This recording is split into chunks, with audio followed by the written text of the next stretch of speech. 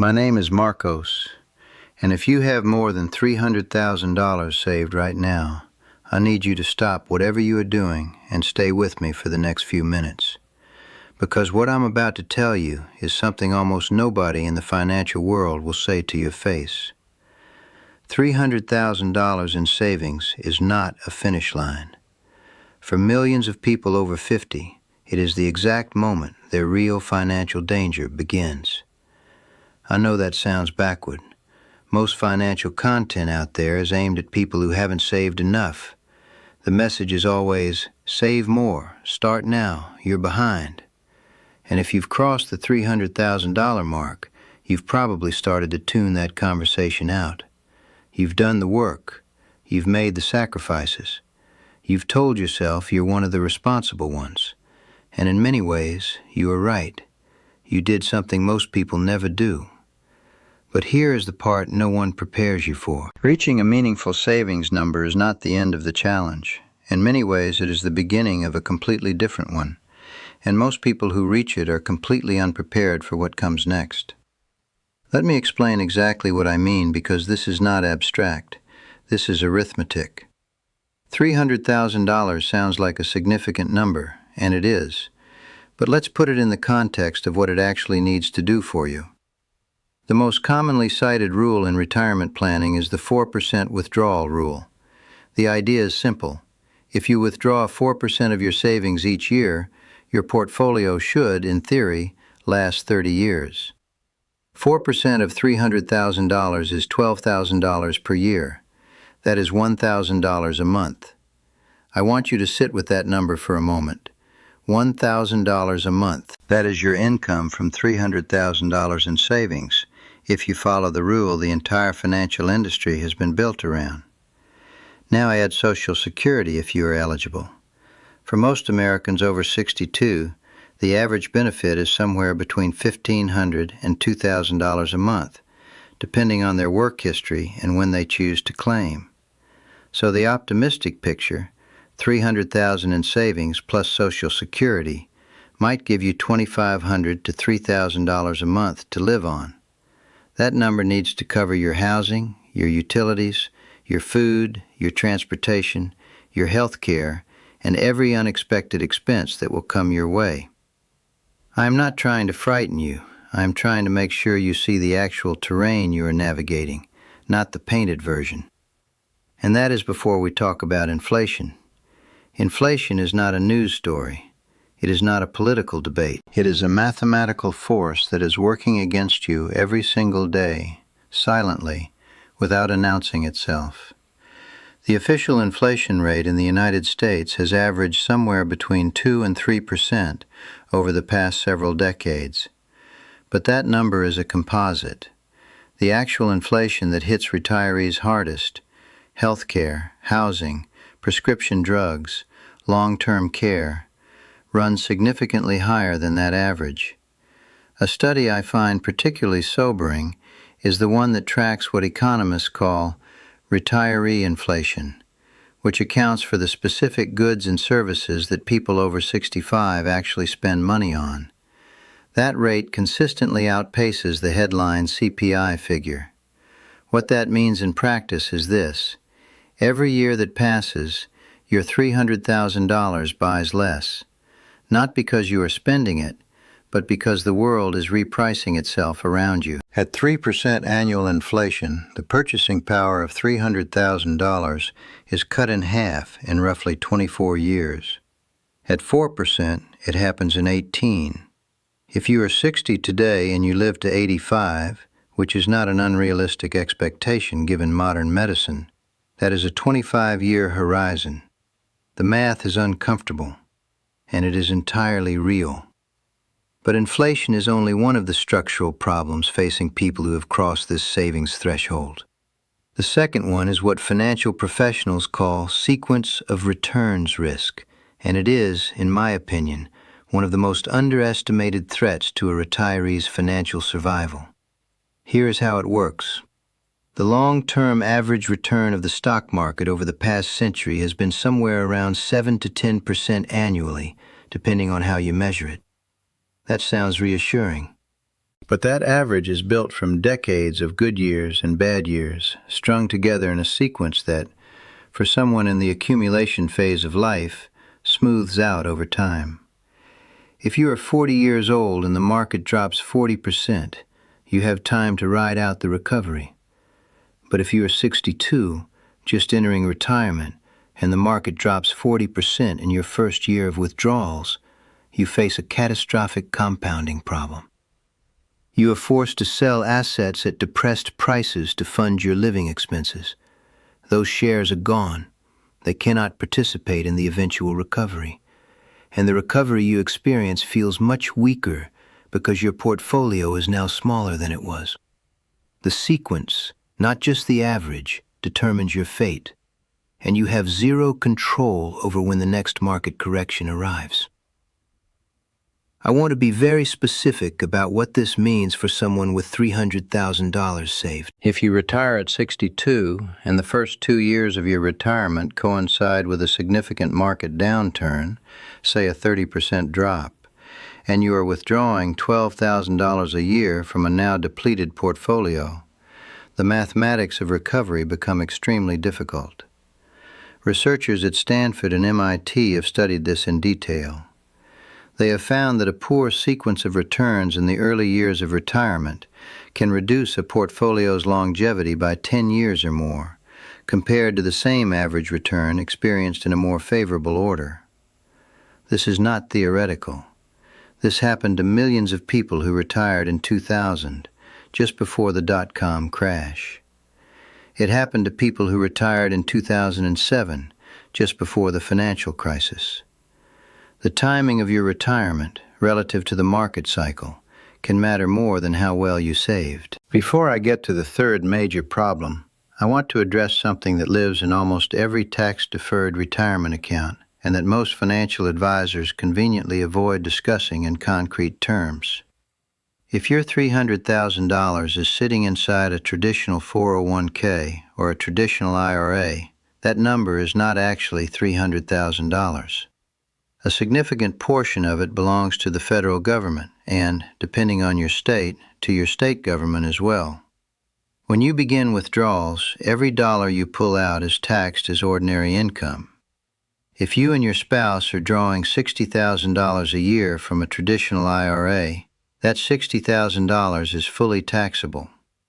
Depending on your bracket, you could be surrendering 20% or more of every withdrawal you make. This means the real after-tax value of your $300,000 traditional IRA may be closer to $220,000 or $230,000 in usable purchasing power. That is a significant difference, and the problem compounds. At age 73, the IRS requires you to begin taking required minimum distributions, regardless of whether you need the money or not. Those mandatory withdrawals can push you into a higher tax bracket, increase the portion of your Social Security benefit that gets taxed, and trigger premium surcharges on your Medicare coverage. This is not a hypothetical concern. It is a mechanical certainty built into every traditional retirement account. If you have not had a specific conversation with a tax professional about your RMD strategy, your Roth conversion opportunities, and the tax efficiency of your withdrawal sequence, that conversation needs to happen before you need the money, not after. There is a third problem that people with $300,000 almost universally underestimate: health care. The average 65-year-old couple in the United States will spend approximately $300,000 on out-of-pocket health care costs in retirement. That figure comes from Fidelity's annual retirement health care cost estimate, which has been rising steadily for years. $300,000, the same number you saved, gone entirely to medical expenses. And that figure does not include long-term care. If one or both partners needs nursing home care or assisted living, the cost can be catastrophic. The median annual cost for a private room in a nursing home currently exceeds $100,000 a year.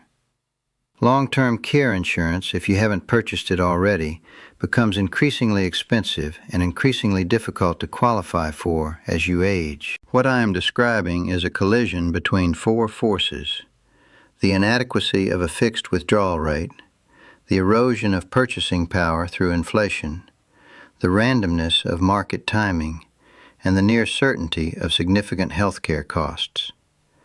If you have $300,000 saved, you are in range of all four of these forces simultaneously, and most people have no plan that accounts for all of them at once. Now I want to turn to something that almost no one in the financial content world addresses honestly: the emotional and psychological dimension of this. We spent decades being told that saving was the answer. Work hard, defer gratification, max out the 401k, let compound interest do its work. The implicit promise was clear: if you saved enough, you would be safe, you would be free, you would have options. And when you reach a number like $300,000, you feel, for a moment, like you have arrived. You feel like the decades of discipline have paid off. That feeling is real. You earned it. But it can also become a blindfold.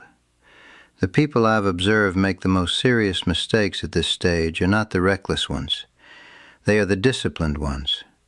The ones who saved faithfully for decades, reached a meaningful number, and then assumed the hard part was over. They stopped asking hard questions. They handed their portfolio over to an advisor who was charging 1% of assets under management annually, which on $300,000 is $3,000 a year, every year, regardless of whether the advisor is adding value or not. They stopped stress testing their assumptions. They told themselves they had earned the right to stop worrying. That complacency is far more dangerous than the original problem of undersaving. Here is what I believe you actually need to do if you are in this range. The first thing is to run an honest projection, not an optimistic one. Take your current savings, apply a realistic withdrawal rate adjusted for your actual spending, assume a real-world inflation rate that reflects your personal spending pattern rather than the headline CPI, and model a sequence of return scenario that includes a 30% market correction in your first 3 years of retirement. See what that projection tells you. Most people have never done this calculation honestly. When they do, it clarifies everything. The second thing is to separate your savings into buckets with very different time horizons and risk profiles. A portion for near-term needs, the next 2 to 3 years, should not be exposed to market risk at all. Cash equivalents, short-term treasuries, CDs. Not because these generate extraordinary returns, but because they protect you from being forced to sell equities at a loss during a downturn. This is the structural solution to sequence of returns risk. You create a buffer that allows your growth assets to recover without requiring you to liquidate them at the worst possible time. The third thing is to take healthcare planning out of the abstract and make it specific. Know exactly what Medicare will and will not cover for your situation. Understand the cost of a Medicare supplement policy. Investigate whether long-term care insurance still makes sense for your age and health profile, or whether alternatives like hybrid life insurance policies with long-term care riders might be a better fit. The people who navigate healthcare costs in retirement best are not the ones who hoped for the best. They are the ones who plan specifically. The fourth thing, and this is the one that separates people who feel financially free in retirement from those who feel perpetually anxious, is to build or maintain at least one income stream that does not require you to liquidate assets. This could be consulting work, a small business, real estate income, licensing, royalties, or any other structure that generates cash flow without requiring you to sell something. The reason this matters so much at the $300,000 level is that every dollar of income you can generate from a non-portfolio source is a dollar that does not need to come from your savings. Every year you can avoid drawing down your portfolio during a market downturn is a year of recovery you can capture. The math of this is not complicated, but acting on it requires a mindset shift that most traditional retirement planning refuses to discuss. We have been sold a retirement framework built around a single idea: accumulate, then withdraw. Spend your working years building a pile, then spend your retirement years drawing it down. That framework was designed for a world with pensions, lower life expectancies, less volatile markets, and dramatically lower healthcare costs. It is not the world we live in, and continuing to plan around it because it is familiar is not caution, it is risk. I want to say something clearly to everyone watching this who is in or near the $300,000 range. You did not get here by accident. You made decisions, sustained discipline, and deferred gratification in ways that most people never did. That is real. That matters. But the next chapter of your financial life requires a different kind of intelligence than the one that got you here. Accumulation is a game of consistency. Preservation and deployment are games of structure, strategy, and ongoing attention. The savings account, the 401k with its default target date fund, the financial advisor who hasn't proactively adjusted your allocation in 3 years. These were the right tools for the accumulation phase. They are not automatically the right tools for the phase you are entering or the phase you are already in. The question you need to be asking right now is not how much do I have? The question is, how long will this last under realistic conditions? And what does my plan look like when things don't go as expected? Because things will not always go as expected. Markets will correct, inflation will persist, health care will cost more than you projected. And the people who thrive through all of that are not the ones who had the most money. They are the ones who built the most deliberate structure around what they had. $300,000 is a serious achievement. Use it as the starting point for a serious plan, not as evidence that the serious planning is done. The finish line you thought you were crossing is actually a gate. What you do after you walk through it will determine everything.